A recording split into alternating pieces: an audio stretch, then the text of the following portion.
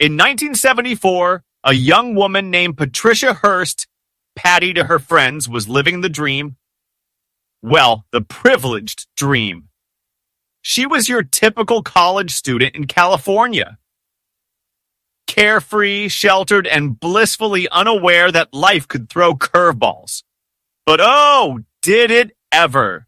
One quiet February night, 3 masked intruders burst into her Berkeley apartment like they were auditioning for a heist movie.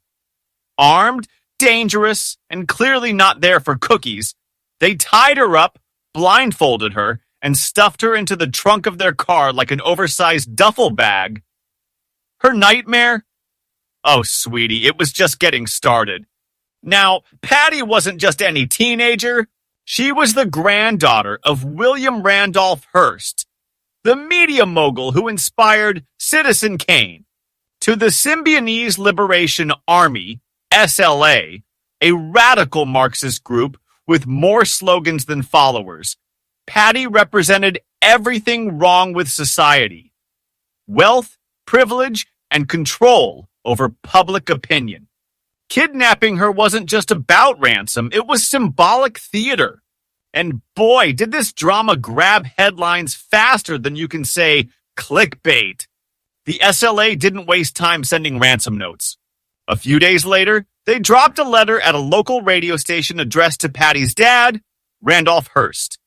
"We've got your daughter," it read. Classic villain move. Then came an audio recording of Patty herself, sounding less "I'm okay" and more "I might need therapy." But here's where things got wild. The SLA demanded $70 worth of food per needy person across California, a bill totaling $400 million. Yeah, because that's totally reasonable. Randolph tried to negotiate, donating $2 million worth of groceries instead, but limited it to the Bay Area. Big mistake. The giveaway turned into chaos, with crowds stampeding like Black Friday shoppers on steroids. Despite his efforts, the SLA refused to release Patty. Instead, something weirder happened. Patty went from being locked in a closet so small, she probably started Googling how to meditate in tight spaces to hanging out with her kidnappers. They talked ideology, forced her to read manifestos, and basically played cult leaders 101. Slowly but surely, the lines between captive and convert blurred. By 19, Patty was impressionable enough to fall for their anti-racism, pro-women's rights spiel. Who knew Marxism could be such great dinner conversation? Then came the plot twist. After a month, the SLA gave Patty a choice: go home or stay. To everyone's jaw-dropping surprise, she chose door number 2. In a chilling audio message, she denounced her family like she was auditioning for Mean Girls. "My father hasn't shown good faith," she spat. She even adopted a new name, Tania.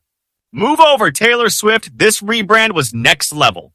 2 weeks later, Patty proved how serious she was by starring in a bank robbery. Security footage showed her wielding a rifle like she'd been taking lessons from John Wick. When a customer hesitated, she yelled, "Expletive! Get down!"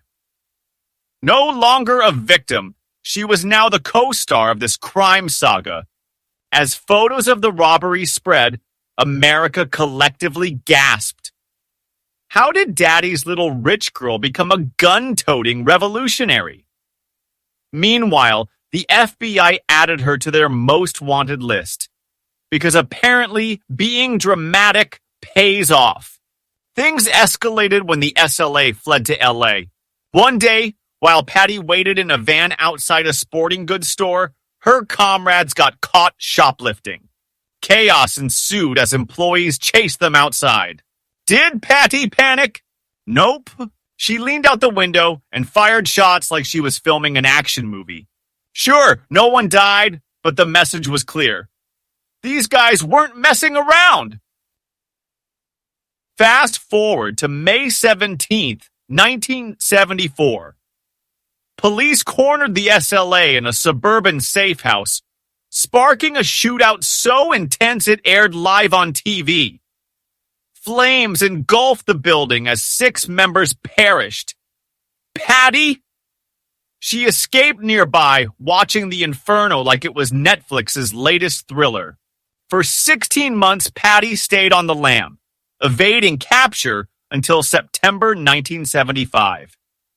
When the FBI finally caught her, her mugshot became iconic. Smiling defiantly, she raised a clenched fist, the universal symbol of revolution. Asked her occupation, she quipped, "Urban guerrilla." Bold move, Patty. During her trial, though, Patty flipped her story. Brainwashed? Check. Coerced? Double check. Suddenly, she was the victim again. The jury wasn't convinced. They convicted her of bank robbery and sentenced her to 7 years. But 2 years later, President Jimmy Carter commuted her sentence. After serving just 22 months, Patty walked free. Thanks, Jimmy. Decades later, she reinvented herself as a wife, mom, and author, leaving behind her rebel phase like it was a bad haircut. Was she a willing participant or a pawn? That debate rages on. One thing's for sure. Patricia Hearst's story is a roller coaster of privilege, rebellion, survival, and redemption. And we're all still buying tickets.